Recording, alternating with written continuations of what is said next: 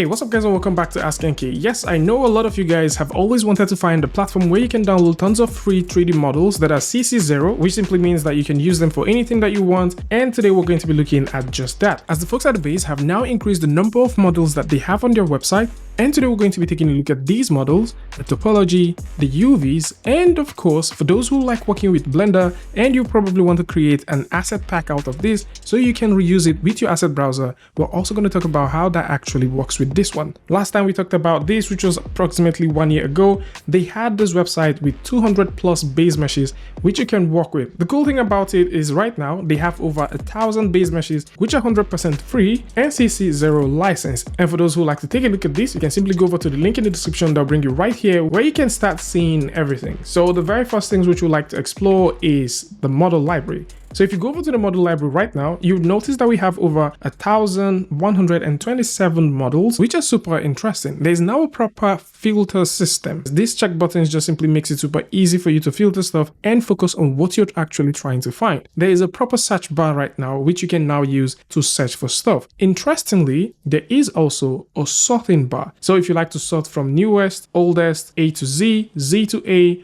in whatever order you want, you can now sort these things properly. Now, for all of the models that you'll be getting here, they do come in 3 different file formats. So for example, let's just go ahead and find something totally random. Say for example, we're looking at the skid bash element. So if we simply click on that, you would notice that it comes as both FBX, OBJ, and GLB. It's also worth mentioning that these also offers a marmoset preview window, which means that you can see the topology, you can also see the glossiness, the reflectivity, albedo, and normals. So just in case you like to see what the normals are, of course you can. If you like to see what the topologies are, you can also see that. Actually, let's go ahead and look for something a bit more complex.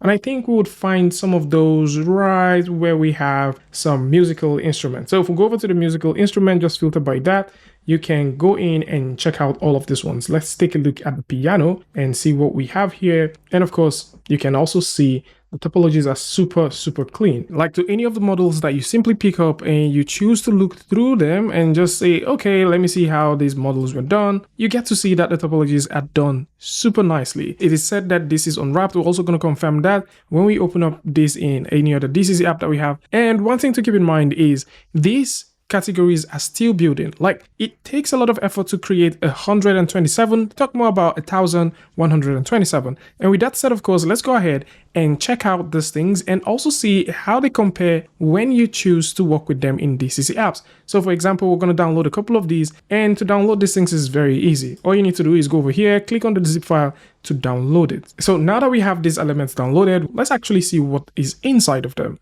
So once we double click and it opens up, you can see the files that we mentioned earlier. They're right here. So we can just simply drag and drop that. Actually, let's just drag and drop this right here. And we can also do the same thing for this one.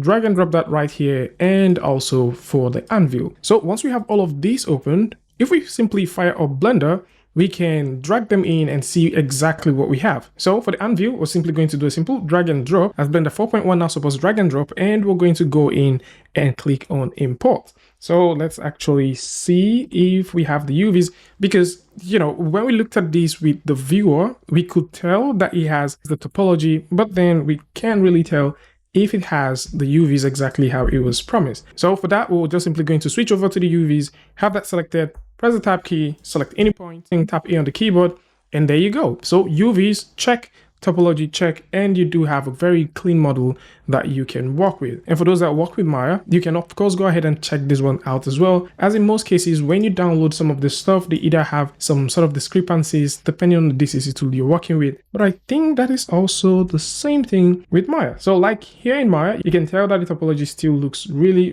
good. And we can subdivide that. It looks terrible subdivided, but you can see what it looks like.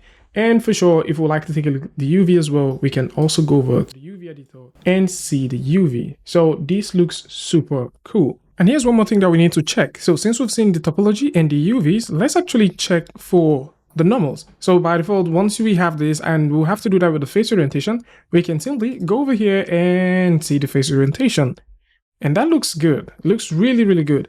And something else which I believe a lot of you guys would want to do, especially now that you have access to having all these things for free, is setting them or actually making them as assets just in case you like to work with them. Let's actually open up the asset window, and we can do that by going over here, click down, go over to the asset browser, and we're going to go over to where we have our current file, because this is where everything gets to be saved. So we can go in, right click, and we can mark this as an asset, and automatically this becomes an asset. So just in case you like to make a huge list of assets, then this is how you can do it. Otherwise, if you would like to make a file that consists of all of these things as assets, how you can do that is relatively easy. So we're going to get a brand new scene, and with that done, what we would do is simple. Import all of the OBJ files in, arrange them the way you want, and we're going to save all of these as assets, and then save the file itself. And the next thing which we need to do is we'll go over to the edit panel, go all the way to preference, go to where we have file path, and we're going to add the file path of where we've just saved the files. And once you do that, save your preference, close the window, and if you go back to the asset browser, you will be able to see all of the assets that you've just saved. And this is super useful, especially for those who would like to take advantage of all of this free stuff. And probably you just want to categorize your assets, or probably you just want to make a category of assets that you can always use over and over instead of going back to the website to download them. Then this is definitely a worthy option for you to explore. Other than this, all you need to do next is just simply start shading this however you want. So whether you're working with Substance or maybe you're working with Marmoset, you can explore texturing and working with this, as all of the file format that this currently comes with are supported across all of them. So this is it. A huge shout out to the creator for making this possible. And of course, if you like to see some of the things that the creator has made over time, then you can also go over to the portfolio section, which is one of the new things that's been added to the website, where you can see some of the updates and also some of the cool things that he has. It's also worth mentioning that, if you're also feeling excited about this and you like to support the creator, you can of course buy them a coffee or support them on Patreon to help this base mesh collection grow. So this is it. The base mesh is an amazing platform for everyone. So whether you're a new artist, a hobbyist, or a professional, you would definitely benefit from the truckload of amazing resources that this has to offer. Impressive stuff are right here, and for anyone who would like to take a look at this, links to this is going to be in the description, so do well to check it out. And of course, if you like this video or you learned something from this, you can go ahead and give a like, and don't forget to share with a friend. Until I see you guys in the next one, peace.